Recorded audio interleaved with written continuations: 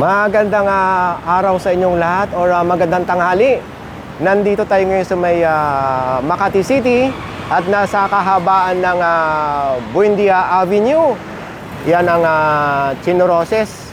Tapos ito naman yung papunta ng South Luzon Expressway or Osmeña Avenue, yung may traffic light na yan.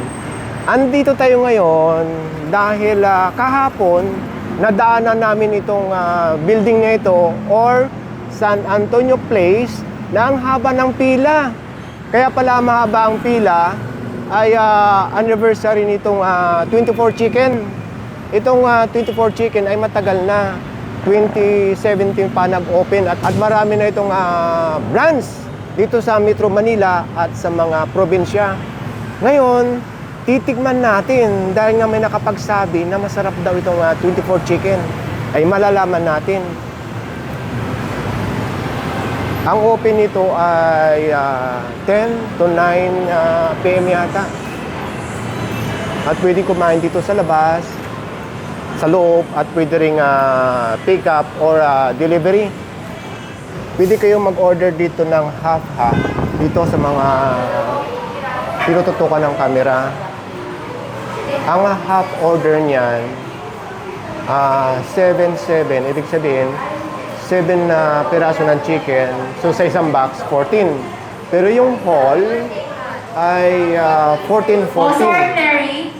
So ipakita ko muna sa inyo yung mga presyo.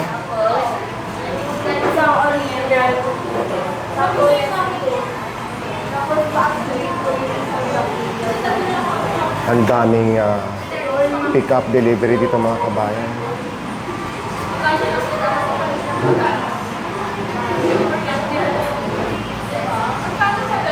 Order tayo ng 5 klase ng flavor dito. At titikim din tayo or o-order ng isang box na yan. Yung 14-14. At kung hindi natin maubos, iti-take out na lang. Ngayon, dito naman ay lahat ng order dito ay may rice. So, bawat order nito ay merong klaseng or 3 piraso ng chicken saka isang rice or plain rice, pero iisa lang ang flavor. So, ibig sabihin, order tayo ng 3 rice dito, iba-ibang flavor, saka isang box noon, sa isang buo or one whole ay 2 flavor. So, bali 5 flavor ang matitikman natin. Ngayon, dito ay self-service. Ayun.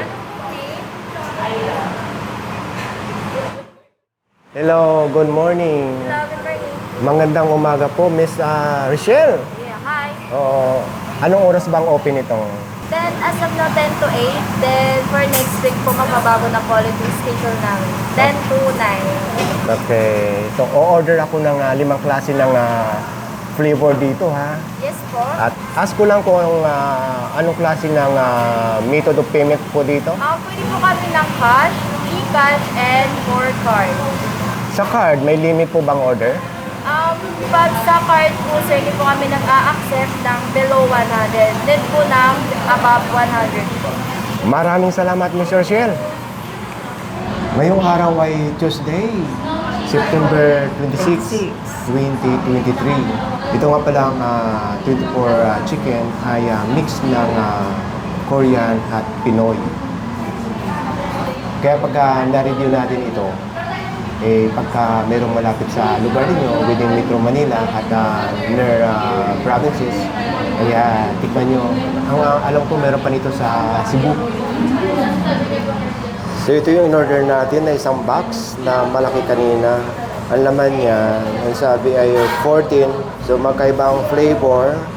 Ito yung chicken cheddar, saka ito naman yung sinasabi nilang yangyong. Punta na lang kayo, baka mali ang pronunciation ko. Tapos, ito naman yung may kasamang rice. Ito yung spicy barbecue. Tapos, ito yung aking special order. Kasi nga, dapat sa mga order nito ng mga 3 pieces ay plain rice. Pero nag-order ako ng special. Sinamahan natin ang kanilang kimchi rice. So, ang partner nitong kimchi rice, itong Jack Daniel. Titingnan natin kung lasang ang alak o may hihilo tayo mamaya niyan. Tapos ito naman yung 24 chicken cheddar. So ngayon, magmula dyan ay 5 flavor lahat ang matitikman natin. Pwedeng spoon or fork, saka glove. So pwede. So ngayon, ikaw, ako, mag-glove. Ang una natin titikman, itong kimchi rice, saka itong Jack Daniel. Ikaw, sweetie, ano titikman mo? Ito, barbecue. So ito, spicy barbecue. Malaki yung hiwa ng chicken, eh. Saka ito mga kabayan, boneless, ha. Yung nga lang, mamantika, yung kinuha ko. Hindi ko alam kung oil ito, yung sauce. Tapos, ito naman yung, kakamay ko na, sweetie. Ito naman yung Barbecue. barbecue. Oh. Mukhang juicy siya, no? So ito yung egg ng kimchi. Tinanggal muna natin dahil titignan natin to o titikman natin itong texture ng rice. Ano siya? Sticky. Malagkit. Oh. Gusto ko matikman yung kimchi rice mo. Okay, sige, ikaw muna unang tumikim at ikaw mag-review, ha? Ayan, sige.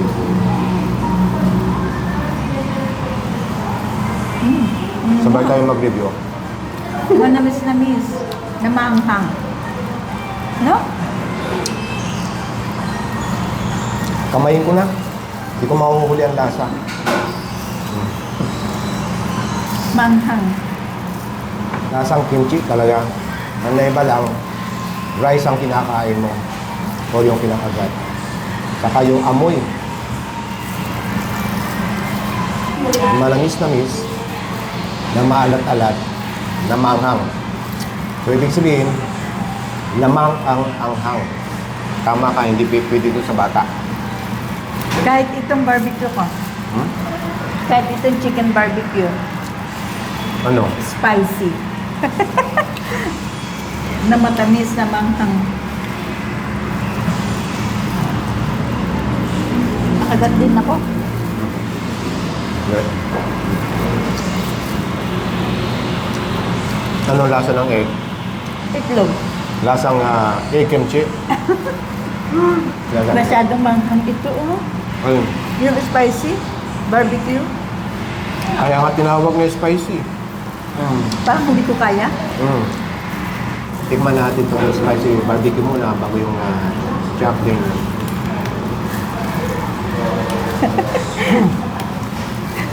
Crunchy!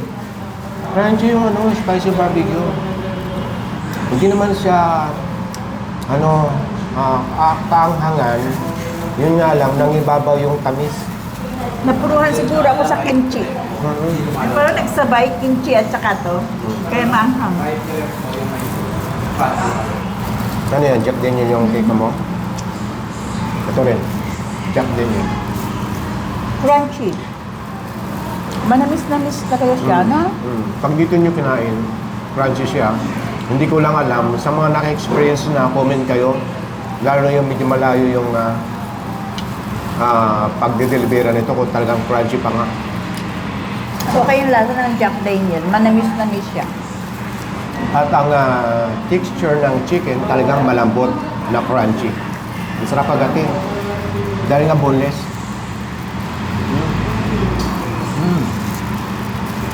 Hindi ko alam kung bakit tinawag ito na Jack Daniel. Wala namang lasang alak. Mayroon. Nalasahan mo? Parang may ano siya, alcohol. Kala mo lang yun. Para malaman, tikman natin itong sauce. Ayan o.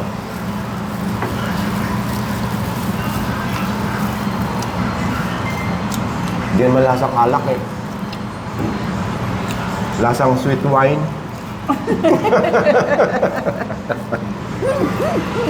Okay siya mga kabayan yung Jack Daniel. Orderin nyo.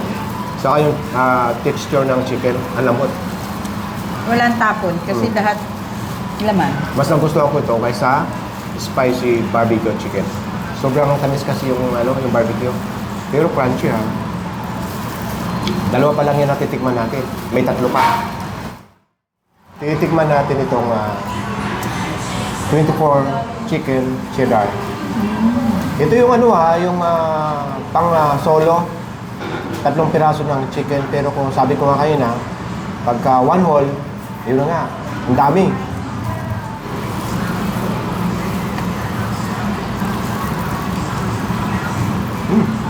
Ang sarap pag bagong luto. Mainit. Unang kagat, panalo ha. Hindi maalat yung ano nila. Ano yung chicken? Ang nagpaalat ng konti itong cheddar. Bagay sa plain rice. Kung mag-order kayo ng kimchi rice, ito ang yung kombinasyon nyo. Itong 24 chicken cheddar. Mas magandang kombinasyon kaysa doon sa Jack Daniel. Yung sarap pagkakin. Ayan mga kasama sa galaan. Kaya sila. Nahihingayan sa amin. Joke. Narinig nila yung pagka ginagat yung chicken ay crunchy. Ano sa tingin niyo yung lasa nitong Masarap. Masarap talaga. Panalo. Pero yung lamang medyo matamis-tamis, diba? Okay lang po laksa. Kahit naka-red po, pwede. Crunchy pa din. Yun ang tanong ko kanina. Ibig sabihin pag nakalagay na sa fridge, crunchy pa rin. Yes po. Oh. Solid po talaga. Kaya pala binabalik-balikan. Ayun. Yun nga, marirecommend ko rin na hindi siya nakakasawa. Oo. Na pwede kayong magdala ng kaibigan or i-recommend na dito kayo kumain nang matikman ito. Ngayon, ang titikman natin, ito. Ito yung one whole. Ngayon, pwede kayong mag-order nito ng half. So, medyo konti. Tapos yung gusto nyo talaga ng kayang-kaya lang sa inyong tiyan or kayang-kaya nyo ubusin, yung in-order natin na solo. 3 pieces chicken saka with rice. Okay. Titikman natin itong sinasabi ng yang-yung yata. Hindi ko na matandaan. Punta na lang kayo dito. Sige, ikaw unang tumikim itong yang-yung ba yan? O yan, hawakan mo na. Hawakan mo na. Tapos ito, nakalimutan ko na itong isang flavor na ito. Maraming selection ng food dito or choices. Anong review niyan? Manamis-namis na manghang pa rin siya. Okay, malalaman natin lahat mamaya sa final review natin ha. So titikman ko naman to. Nakalimutan ko yung name nito, pero ito yung ba yun? Ito pala ay lemon glaze. Nalasahan ko yung lemon. Manamis-namis pa rin. Ito, matamis-tamis na manghang pa rin. Yung yang-yung. Ang sarap nitong pulutan. Yung mahilig sa manamis-namis kasi sa akin, hindi ako masyadong mahilig sa manamis-namis. Saka isa pa, senior na. So yung mahilig sa manamis-namis, okay ito. Saka itong yang-yung, titikman natin. Less yung kanyang manamis-namis. Tapos mayroon akong ibang nalasahan. Hindi ko lang mapaliwanag. Less din yung kanyang anghang. Lamang yung manamis-namis. So, ang final review ko dito sa 5 flavor na nakain natin ay halos lahat manamis-namis at medyo manghang. Pero ang tumatak sa panlasa ko ay ang gandang kagatin. Walang tagabalik ka siya. Napaka-tender. Wala kasi tayong in-order na original. Meron bang original? Meron doon? Meron. Kayo nila mag-order mga kabayan dahil nakalimutan ko. Dahil ang purpose natin tikman dahil madalas na lang tayo nakakain ng original taste ng chicken. So ito naman kakaiba. So ang binayaran ko dito kayo sa 5 flavor kasama na itong malaking order na ito ay 1,000 plus. Ay senior citizen pa, ay naka-discount kaya laging 900 na lang. So okay. Saka pag nag-dine-in po, clean as you go. Self-service. So okay. Pasyalan nyo na at tikman na itong 24 chicken sa inyong lugar. Okay, bye for now. Bye!